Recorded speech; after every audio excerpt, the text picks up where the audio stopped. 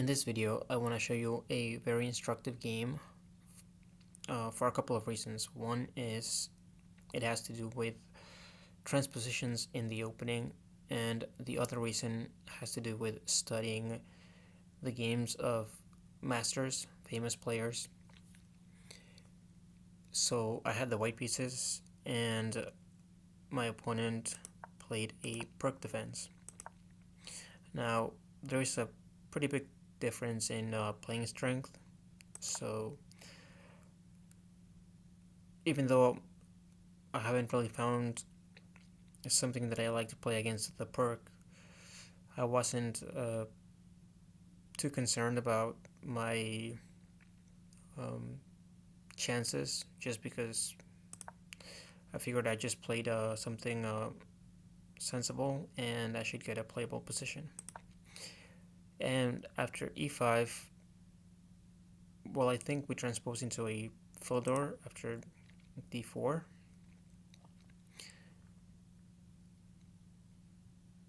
Now the common move order for this opening is e5, knight f3, d6, d4.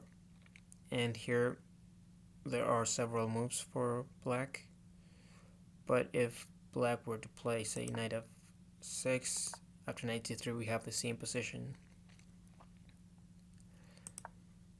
Now, the reason this is relevant is because here my opponent played bishop g4, and if you have ever heard of the opera game, maybe you've seen the game, you've studied the game, it's only one of the most famous chess games of all time. And well, in that position, Paul Morphy had the white pieces against the Duke and the Count, I believe. One of them was Eastward and Carl. I don't know which one is which, but anyway, doesn't matter. Now, in that game, it was a Philidor, and black played bishop g4, which is the losing move, which is why no one plays the Philidor with bishop g4 nowadays, because, well, you just lose by force. Now here I took a moment because I thought, well, isn't this just better for white? And I was trying to figure out how the inclusion of the moves knight c3 and knight f6 affect the evaluation of this position, because there must be some change. Now, whether that is really relevant to the evaluation of the position and how much of a difference it makes, well, I wasn't sure, but I thought that there might be a good chance that I might just be winning by force at this point. And looking at the top move for the engine evaluation, well, that seems to be the case. But if you know the opera game, in that game, bishop g4 again was played immediately, and after takes, you have queen takes, pawn takes, and I'm not sure if bishop c4 is played right away, but you are putting pressure on the pawn, and if you block it, you have queen b3, and you're attacking both f7 and b7. Now, because of the moves knight c3 and knight f6, I don't have that option of sliding the queen to b3. So again, bishop g4, and then, well, what do you do? And here, well, I decided to take the pawn, and after pawn takes, which is not the best move, better is to take on f3, and, well, taking with the pawn is winning. This endgame is just better for white. Although again, because I knew the game, maybe I would have taken with the queen, which is also winning. And you can analyze this position. After queen takes, pawn takes, you just put the bishop on c4, or bishop e5 check, bishop g5. They're all winning.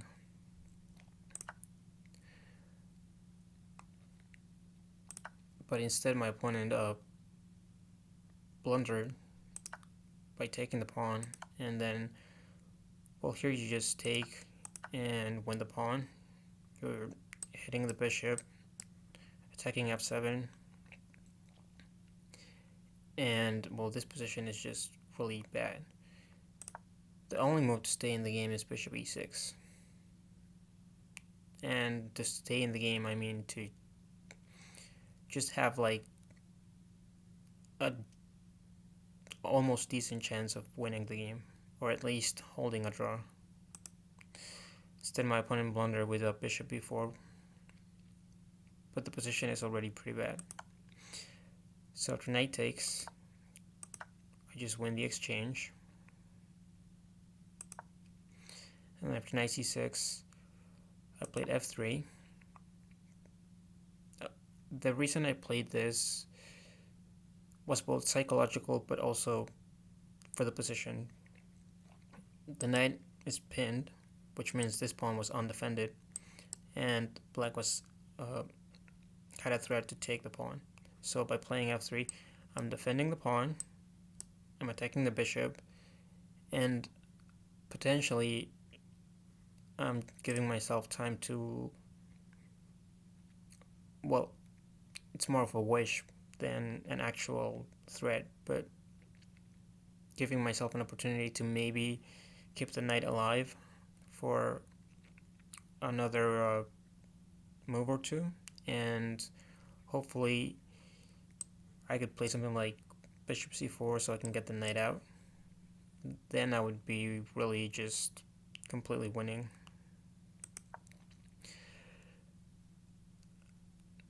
So my opponent played bishop h5. Here I played bishop d2, and I was very surprised by this move. I mean, you have to take the knight. Otherwise you're just down a rook. So after this move, I played g4, and here my opponent played actually a pretty clever move, just a knight d4. It's extremely tricky because you're hitting f3 with check, and knight c2 again with check, winning the rook.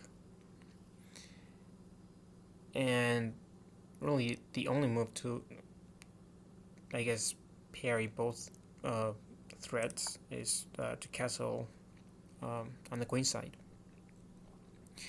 Now, I took a while because I was also considering this move, but this move is, I did not play because, well, I didn't want to spend,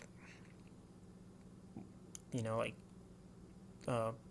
10 minutes calculating all of the variations, because it was just a casual game. And after this, well, knight takes is the most logical move, but here there's so many variations because the bishop is hanging, the knight is hanging, this bishop is hanging, and if you take any of those pieces,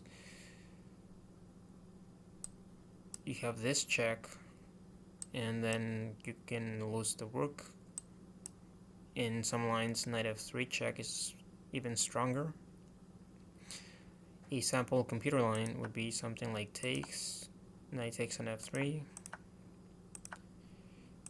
and after all the trades, this should be winning for white, but it's a rook and a bishop against two rooks, and, well, these two double pawns are not really that impressive.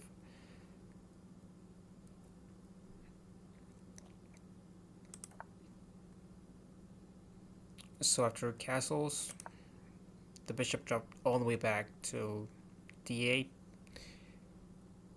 which is pretty bad because now this rook is gonna potentially never gonna take on h8, which means I'm just gonna be up a rook. And well, I just put the bishop on this diagonal because if the bishop ever comes, say, to c6, well, then the knight's getting out. But here my opponent took the pawn, which I didn't mind. And here I played e5. My original idea, a move or two prior to this, had been to play the move g5. The point is that the knight can't really go anywhere but the h5 square. If it goes anywhere else, I just take the knight.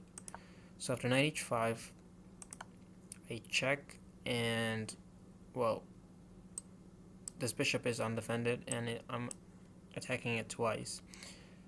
So the only reasonable move is just to take the knight with the rook, but then there's this check, and well, the computer is just mean in this position.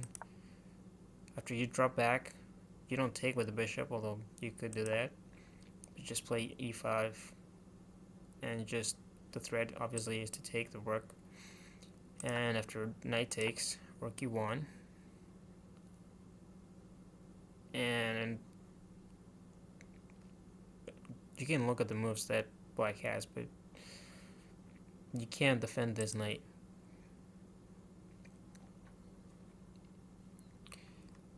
But instead I played e5 because, well, I thought it was just creating a mating net for the black king. So my opponent took, and here again, when I played e5, my intention had been to play h3, because if the knight moves,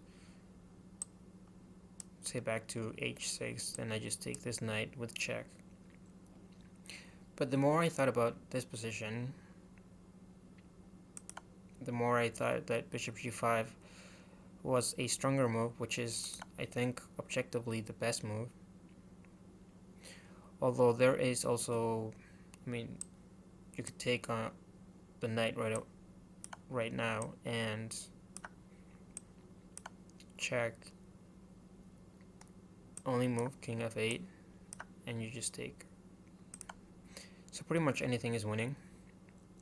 And here my opponent played the knight back, so I took the knight, and well, after I took the rook, my opponent resigned because there's really nothing to do.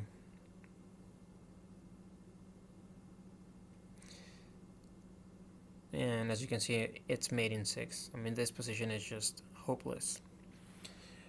So